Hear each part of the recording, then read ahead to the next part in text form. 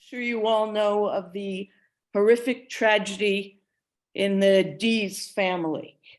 Quite a family, quite a family. First, the two sisters, and then a couple of days later, the mother not making it. But watching these two funerals and listening to the siblings and the father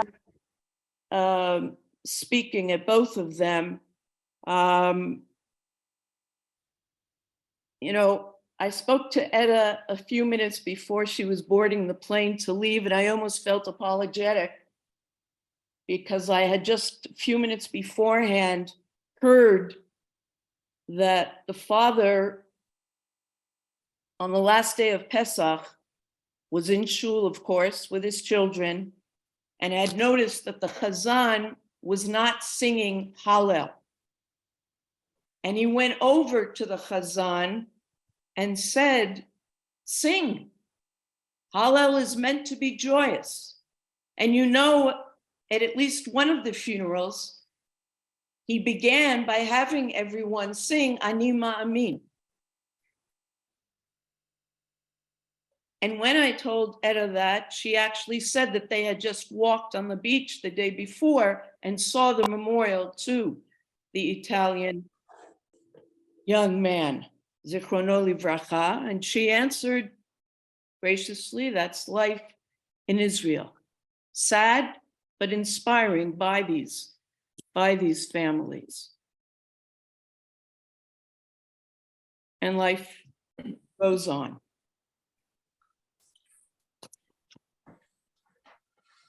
Okay. I will share my screen as we look toward this coming week, next week. The Shoah was a triumph of death over life, a triumph of horrific destruction. Rabbi Irving Greenberg has devoted abundant time and thought to reflecting on theology and the Holocaust.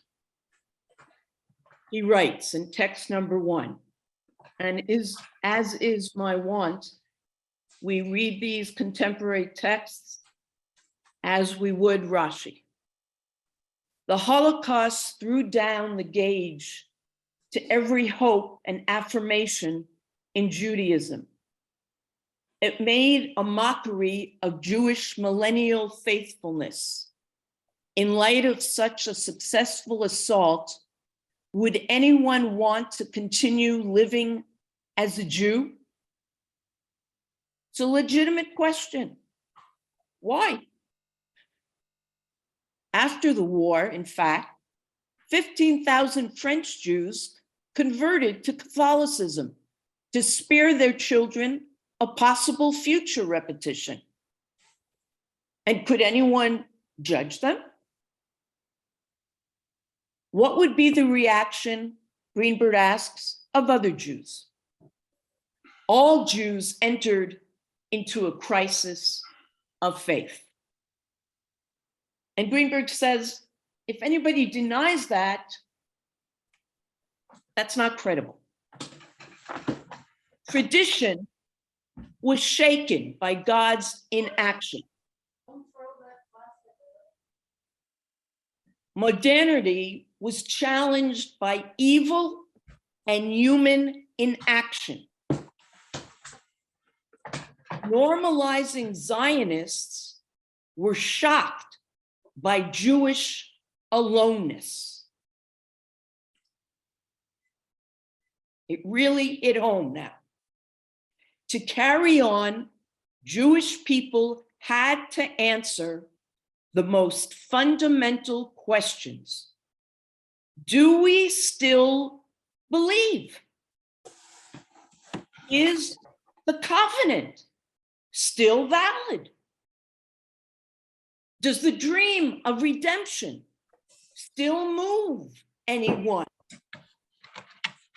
This time, belief in the Exodus, which we just sang about, could not be simply affirmed. This time in Europe, no Moses had been saved from the drowning. On this Purim, the decree had not been averted. It had been carried out. So the question is, what now? I'm asking, what now? On an individual level, survivors throughout the world chose the path they believed best suited them. Dani Dayan, the present chairman of Yad Vashem, said, for some, an example of choosing life meant waking up in the morning and choosing to put on lipstick. For some, it meant marrying. And for others, it meant marrying, but saying, I'm not going to have children. For some, as we just mentioned, it meant opting out of Judaism officially. For others, it meant rejecting tradition. For others, it meant making sure that we pass on tradition and becoming a Jewish educator. And for some, it meant becoming more isolated and putting the blame on human beings and not God, and firmer in observance. And for some, attempting to identify not necessarily religiously, but culturally, but as a minority, not in a Jewish southern country. For example, in the next text, preceding her election in 2019, you might remember this, as the new European Commission president, Ursula von der Leyen, a German politician, praised Holocaust survivor Simone Weil, who, after living through the horrors of the Auschwitz-Birkenau death camp, where she lost part of her family, established herself as a Central European figure and broke the glass ceiling. Exactly 40 years ago, this was in 2019, Simone Weil was elected as the first female president of the European Parliament and set out her vision for a fairer and more united Europe. Von der Leyen declared in an address to the European Parliament, where she credited Weil's achievements for the election of a woman to head the European Commission, the executive branch of the European Union. It is thanks to her and to all the other European icons that I am preserving my vision of Europe to you today, she stated. I bring this as an example of Simone, a Holocaust survivor, choosing her path, choosing life that was appropriate for her, examining what was best for her. And there were others, as Greenberg goes on to say, that felt, if we look at text number 2, hope could not be affirmed without a new exodus to confirm it. Jewish powerlessness had to be ended at once, or it would end the Jewish people. To go on living, the Jewish people had to decide to live. To bring home the survivors and to end dependence on a world that did not care. The Jews would have to win a state. Creating the state meant that Jews took on major responsibility for saving their own lives. With this decision, use of prayer alone or Torah study alone, heretofore the pillars of authentic Jewish response, henceforth became an evasion of covenantal responsibility.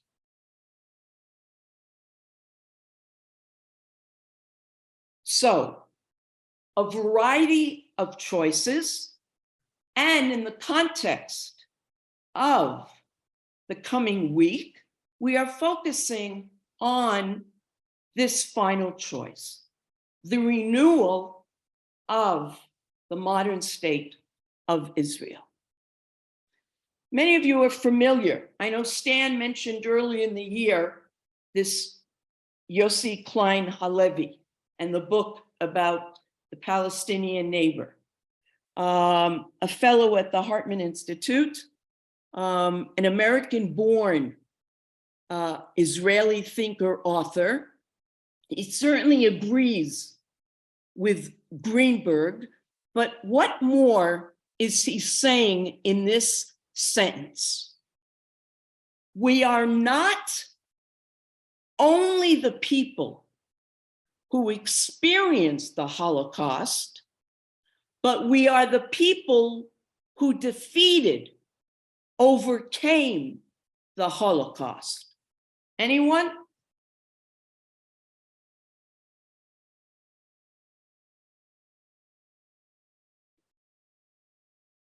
Please unmute yourself. Bracha, Yes. it reminds me of Fackenheim, who Go said, ahead, Linda, because he mentions Fackenheim after he has said that. Go ahead. he says, who said that if we didn't decide to be Jewish, then we were granting Hitler victory. He called that, do you remember what Fackenheim called that? I The forget. 614th commandment. Mm. Yeah. Yeah. Okay, good. It wasn't just, anybody else? A posthumous victory or something, he said. Yes. Yeah. Yes. Okay. It's not enough to just walk around remembering and feeling the pain, but we have to live as Jews and do something with that.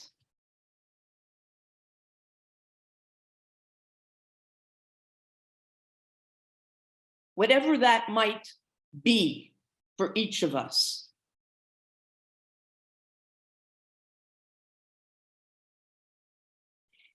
And if Greenberg in this text is essentially talking about the state for purposes of letting the survivors find refuge, and Greenberg, I know, thinks of modern Israel as meaning much, much more than that, Halevi suggests that Israel is meant to be much, much more than that. And Halevi bemoans the fact, if you listen to him, elsewhere bemoans the fact that a conversation with our younger generation usually these days is not happening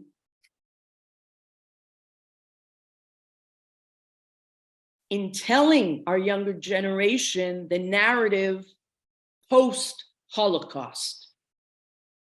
He is afraid that too much emphasis is being put just on the Holocaust, rather than the potential for life after that. And by the way, he feels pre-Holocaust. Because if it's only the Holocaust, our smart youth are not going to know what to latch on to except a depressing story. Now,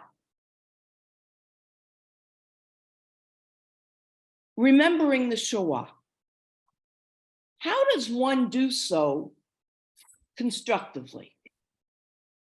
Before I share a few suggestions by focusing on just a few people today, does anybody want to suggest? Again, how does one remember the Shoah constructively? Anyone? We tell, and I know that there are those amongst you that are sitting there that are involved with telling, and that's an absolute necessity of telling the story and recording it. I know certainly Bev amongst us has recorded memoirs for the Azrieli Foundation because time is going by and we won't have those stories. Beyond that, how else do we remember the Shoah? And I put focus on that constructively. For what end do we remember the Shoah, other than ensuring that it doesn't happen again? Anyone? Bracha, I had the good fortune yesterday to Yes. turn on an address by Rabbi Greenberg that was Oh. sponsored by Hadar, Yes. in which he talked about the Holocaust, and he too had a real struggle with faith when he really encountered the Holocaust when he moved to Israel the first time. And he had a real, he really questioned his faith in God at that particular time. But he often turned his attention to the good things that were happening to him in Israel, which redeemed his faith in mankind. And what he said, and I found really most interesting, was that there are times in our history when God turns over the responsibility of moving forward to human beings. And it's our responsibility to take up that challenge and move forward with it. And I took the off the study notes that he used because I just wanted to have them to read. And his last sentence in the study notes that he used yesterday, and I'll quote, is Yes. Instead of using God as a crutch and religion as a shelter or as a self-aggrandizing network, humanity finally has to take full responsibility for repairing the world. Thank you. Absolutely. We have talked in that vein before, whether it's putting God second, asking, where was God? And we've said, where was man? I think that's the essence of saying the covenantal relationship that God has, as time goes on in the Torah, is giving more responsibility to human beings to be partners. Halevi talks in that same vein that it's very difficult to accept that the God that you pray to, and both these men, Greenberg and Halevi, daven.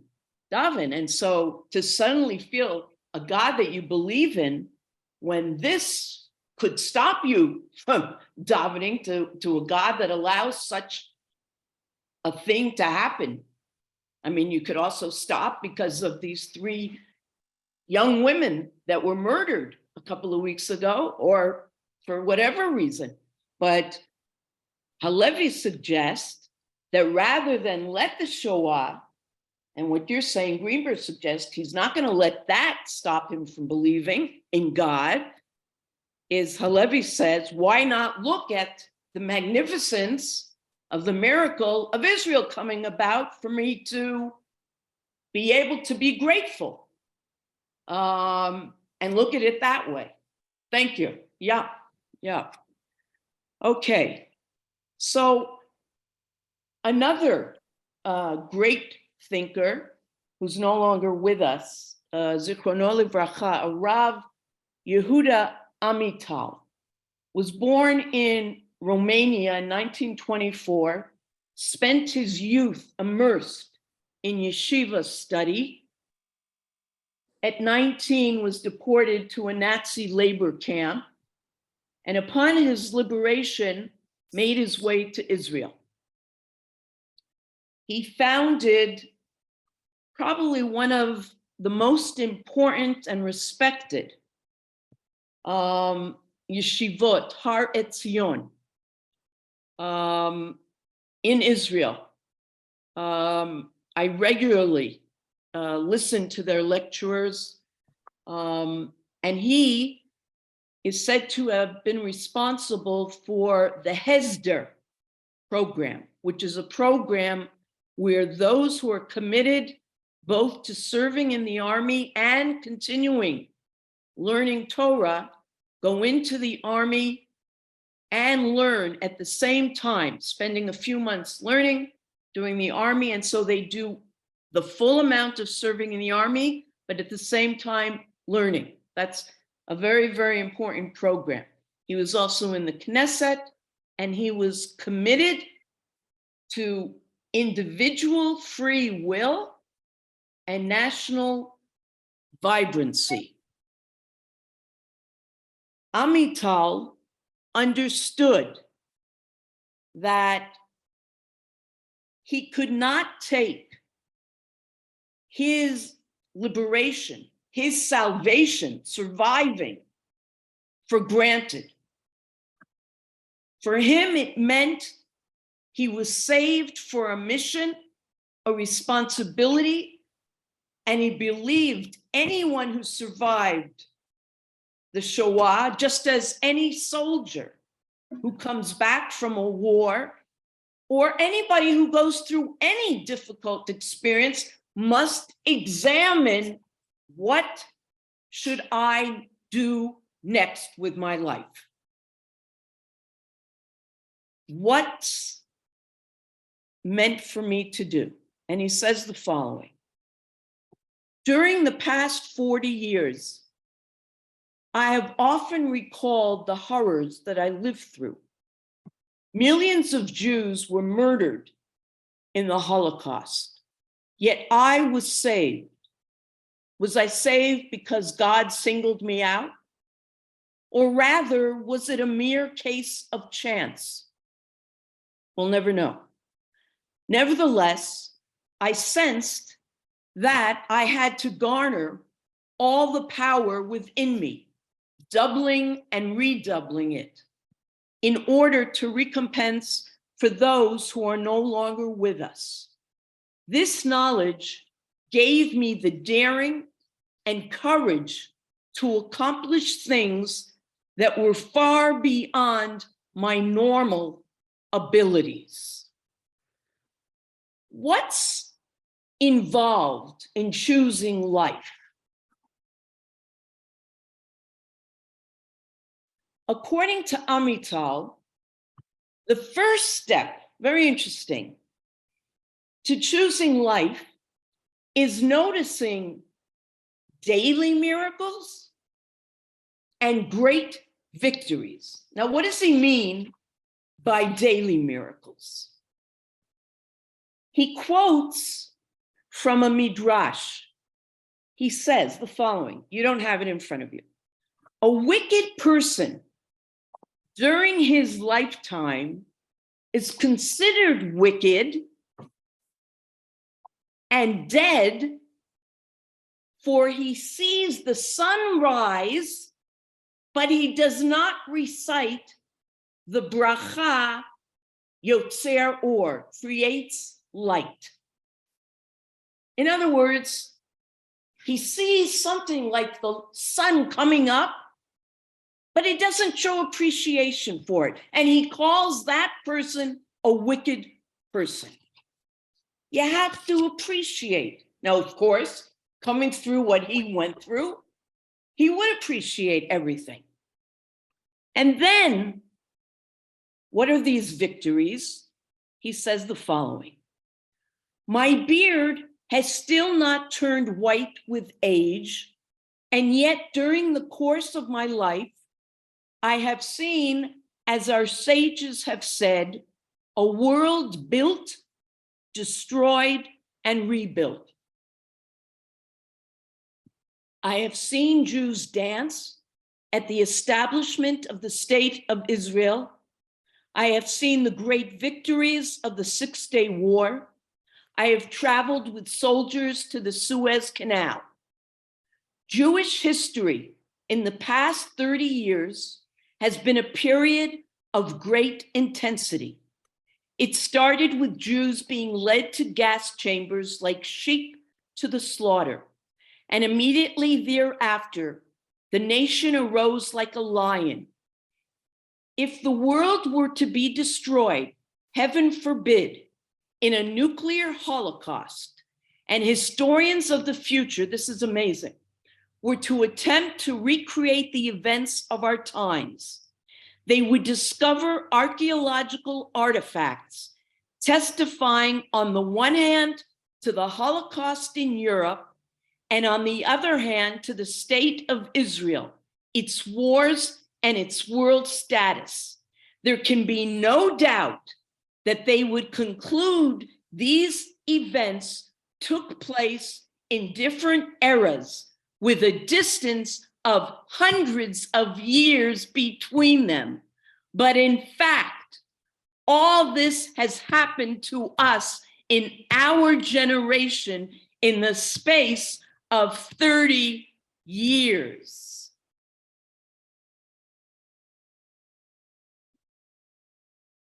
Now, what else do you need when you're choosing life?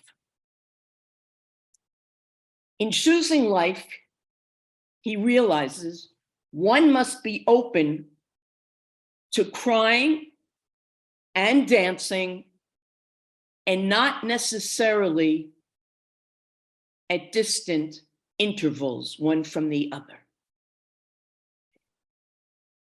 And that's the juxtaposition of Yom HaZikaron and Yom HaAtzmaut. Every year, at the beginning of the month of Iyar, we experience Yom HaZikaron, Memorial Day for fallen soldiers, and Yom HaAtzmaut, Independence Day, one right after the other. It is usually quite difficult to celebrate joyous occasions so soon after commemorating mournful ones. But Rashi teaches us a profound lesson. In a time of joy, there shall be joy, and in a time of grief, there shall be grief. When I read these comments of Rashi, I cannot help but recall the wedding of my eldest daughter, which took place in the yeshiva immediately after the Yom Kippur War. After all the pain resulting from that war, Both the pain of the nation and the pain of our yeshiva, which lost 8 students, I found it very difficult to listen to the band, and I almost did not join in the dancing.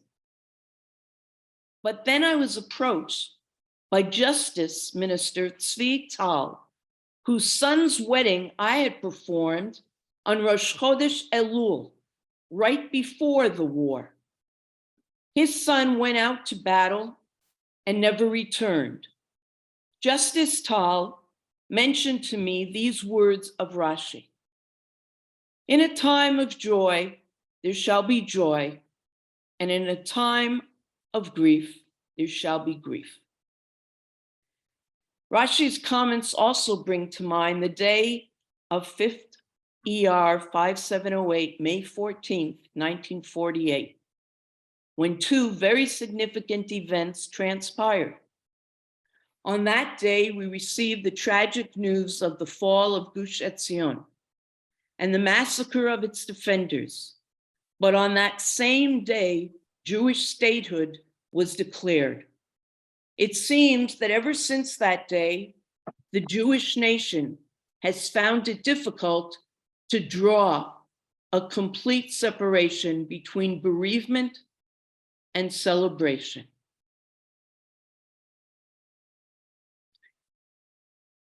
I think I've made it a tradition, which I'll continue for the last few years, which I experienced every year in my teaching in junior high in Toronto. And this definitely reminds me of that story. The head of school there would tell our students this story every year. He was in Israel on Yom HaZikaron, and he went to Mount Herzl, and he focused in on one particular family who was at the military cemetery by the graveside, and he saw what looked to him as the father weeping. And when the family left, he went and he could see that they were mourning a son who had died 10 years earlier. By chance, the very next day, he went to Gan Soccer, a huge park, but by chance, where barbecues are being held, music blaring, he saw that same family. And he saw that same father who was weeping, dancing. And he couldn't help himself, and he went up to the father and he said, "I saw you yesterday, just yesterday, and you were weeping. How can you be dancing now?" And he answered him, "That's why my son gave his life."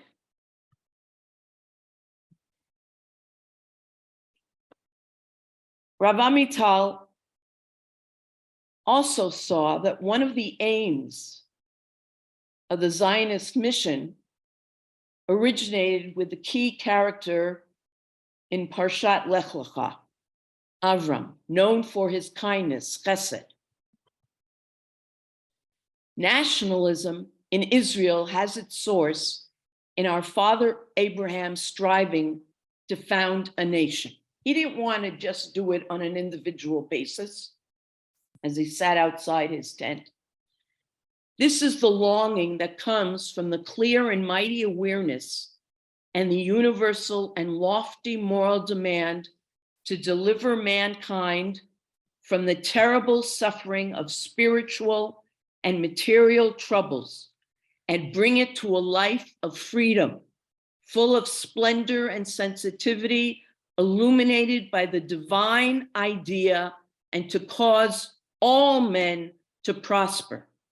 For the fulfillment of this longing, it is really necessary that this society should possess a political and social state with a seat of national government at the peak of human culture, a wise and understanding people and a great nation, and the absolutely godly idea should reign there, reviving the people and the land with its life. And this is despite what we mentioned Pesach time, when we referred to Avram being Ivri. And remember, Ivri comes from Ever, which means he was standing alone across, opposite everybody else. This idea of chesed has been central to Israel, despite standing alone, in Israel's outreach to the world. And one example, contemporary example, next week at the Independence Day torch lighting ceremony, a remarkable woman, scientist named Sivan Yari, will be lighting one of those torches. She is the founder and CEO of the Innovation Africa Association. Yari went to Madagascar 20 years ago as an employee of an international corporation after seeing how the African children would walk many kilometers to bring water to their families. So she decided to dedicate her life to volunteering and helping bring Israeli technology to remote African villages. The initiative that she founded at the age of 24 provides solar energy, agricultural equipment, and water infrastructure to over 1 million people in Africa. And it was only 20 years ago that children there were able to hear bedtime stories from books when she introduced electricity. Okay, now let's look at one more character who chose life within this state. She chose life for the next generation. Born in Berlin, Mira Ben Ari chose to immigrate to Israel in 1933 with her family at age 7. One of her loves was the beach. And she would go to the seaside by her kibbutz Nitzanim in the south. It was there that she befriended soldiers, one of whom, when he removed his shirt, revealed the tattoo of a serial number from Auschwitz. The two would float in the water together, and they would speak in German, and she would say, "This is a paradise." Or at least it would be if there wasn't the constant threat from our neighbors, who are our enemies. And so Mira joined the army, married, had a child, Dunny, because she wanted to leave this paradise of the seaside to her child and the next generation. On June 7, 1948, the children and many of the women were evacuated, but Mira, who was a radio operator, chose to stay to fight the Egyptian forces. And this was the letter she wrote to her husband. I will just write a few words, and you will surely understand that I cannot write. It's just a bit hard, more than a bit. I have never felt this way, but I will overcome. In our time, we have to overcome everything. maybe for our people's ability to suffer and not give up, because our persistence to hold on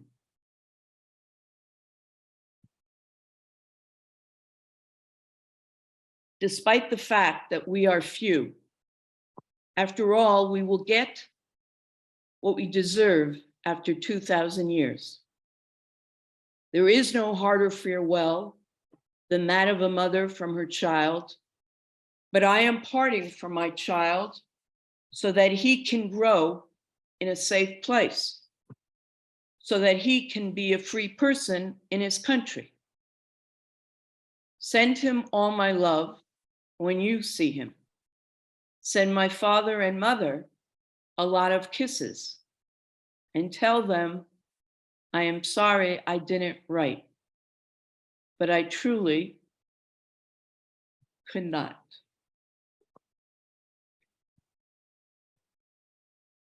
Now, I have no doubt that there are those sitting here that at the same time that you are moved by such a letter, that you question, how could a mother say goodbye to a child, even if she explains why is she doing this? Anybody want to comment?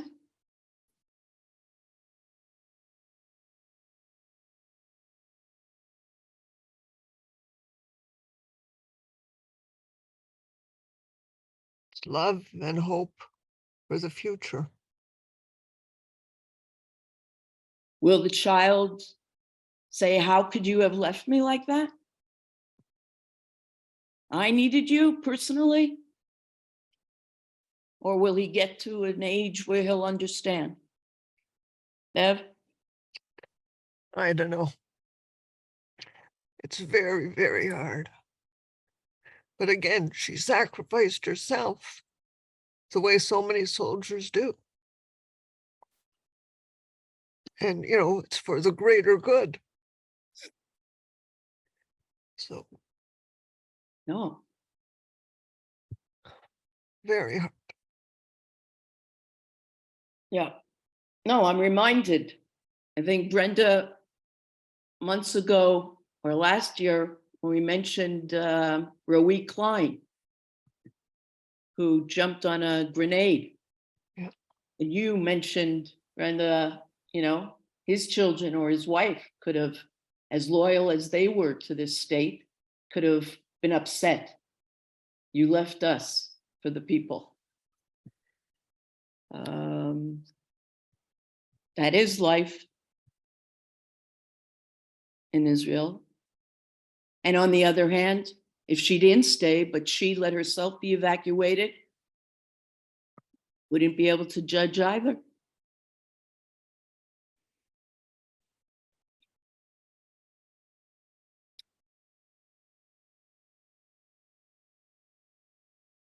Yeah.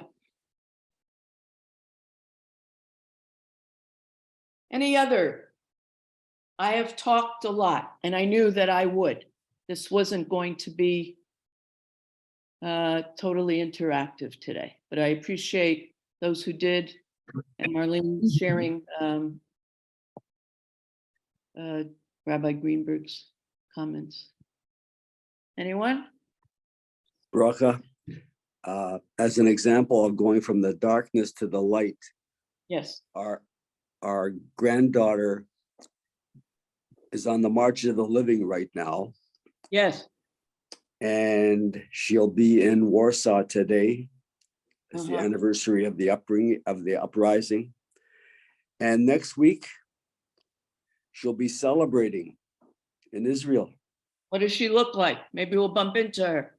Her first name is Bella, named after my mom, and she's a kid, a 16-year-old, lively, beautiful-looking young girl, and she's there with a whole bunch of chat. I think the whole grade 11 went from chat. And it's just an example of going from the darkness of Auschwitz and the Warsaw. She's in Warsaw today, and we see pictures coming regularly of these kids draped in the Yes. flag in the Israeli flag. And next week, I mean, it must be difficult for a kid that age to handle this and how they respond afterwards. I'm sure their educators they're all with them. Of She went course. through quite a process in order to get on this trip to begin with, because you have to be prepared. You know, I remember, and I'm sure you will, many years ago, and I don't remember how it ended up, but there was a period of time that there were several terrorist attacks. And so there was discussion that maybe the groups would only go to Poland. Do you remember this? And would not continue as usual to Israel? Don't remember that. No. Nobody in the group, you're not remembering? And some felt, no, you can't just go to Poland, because the whole purpose is to go to Poland and then end up in Israel. I think it was around the same time of 2000 when things were so bad here that I've talked about before. Around the 2000 era, when the buses and coffee shops and so on.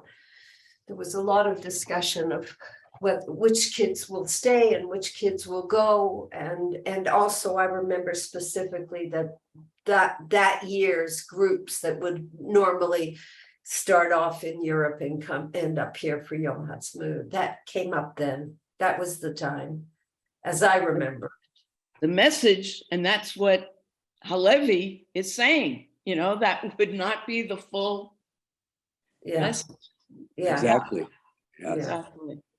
Well, our president went to greet Bella today. He's there also. He left today to meet her and them. Yeah. Okay, so these are concrete ways of making it clear to those who looked to follow the Egyptians in our Pesach narrative and wipe us out. And there are other ways that we have made statements. I made it clear that we are alive and well, and because we're alive, we have difficult times, but we survive. And so together with those messages, we have some musical messages as well. I ask you this from time to time. You know what the Eurovision is. This year will be taking place, I think, the second week in May. And Israel, even though it's not in Europe, has been a part of it for many, many years. It's a song contest. I think the standards have gone down. I don't particularly like the songs anymore, but they used to be wonderful.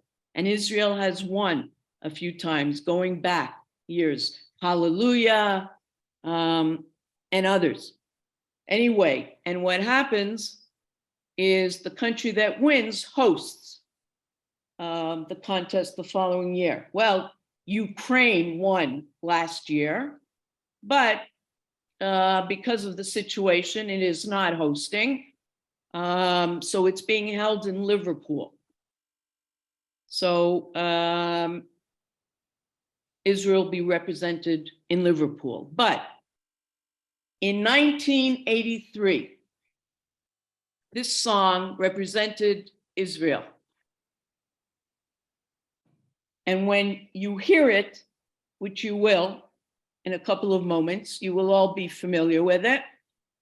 Listen, my brothers, I'm still alive, and both my eyes still look into the light. Many are my thorns, but also my flowers, and I have countless years ahead of me. I ask and I pray.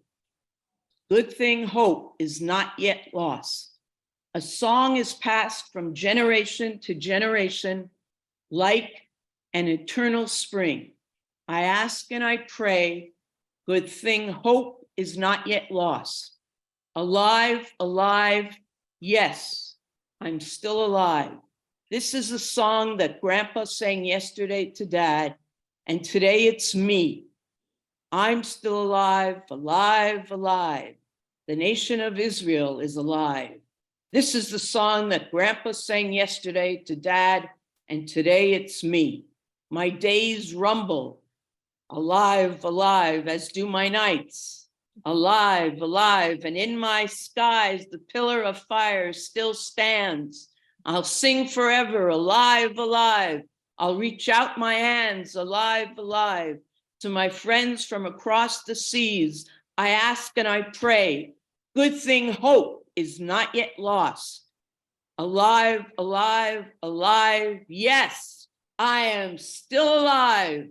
This is the song that Grandpa sang yesterday to Dad, and Grandma sang yesterday to Mom, and today it's me.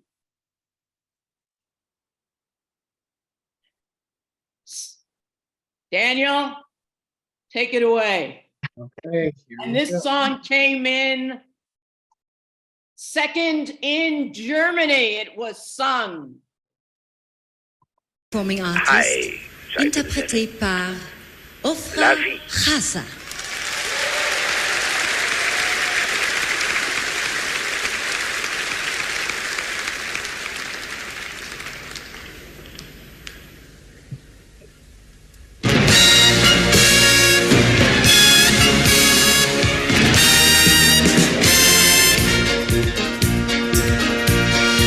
שמעו אחי, אני עוד חי, ושתי עיניי עוד נישאות לאור. רבים חוכי, אך גם פרחי, ולפניי שנים רבות מספור. אני שואל ומתפלל, טוב שלא עבדה אותה תקווה. עובר מזמור מדור לדור, כמעיין מאז ועד עולם. אני שואל ומתפלל, טוב שלא עבדה אותה תקווה. חי, חי, חי, כן אני עוד חי, זה השיר של סבא, שרה כמו לאבא, והיום אני עוד חי, חי, חי, עם ישראל חי, זה השיר של סבא, שרה כמו לאבא, והיום אני הומים ימיי ולילותיי, ובשמי עמוד האש עוד קם. אשיר בלי די, אפרוס ידיי לידידיי אשר מעבר ים. אני שואל ומתפלל, טוב שלא עבדה אותה תקווה. חי, חי, חי, כן אני עוד חי, זה השיר של סבא, שרה כמו לאבא, והיום אני עוד חי, חי, חי, עם ישראל חי, זה השיר של סבא, שרה כמו לאבא, והיום אני שמעו אחי, אני עוד חי, ושתי עיניי עוד נישאות לאור. אז כל לחי וכל אור חי, ולבניי המבקשים לחזור. אני שואל ומתפלל, טוב שלא עבדה אותה תקווה.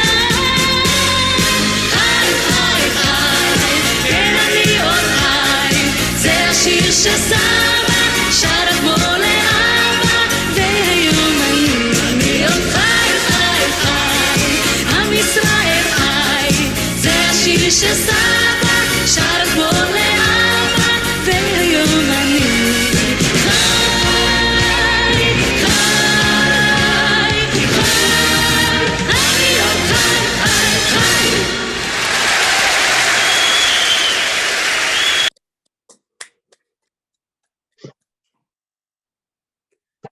Good stuff. Thank you, Amazing. Daniel. Amazing class. So in case you didn't hear that, sing that on German ground and come in second. I would say we came in first. First, yeah. And we keep coming in first. So I'll look for Bella. I'll go around the streets and I'll keep shouting, Bella! Bella, Solomon. Okay. All right. Stay well, everyone. Take Okay. care. Hag Thank you. Sameach, everyone. Yasher Bye. Koach. Thank you, Bracha. Thank you. Thank you.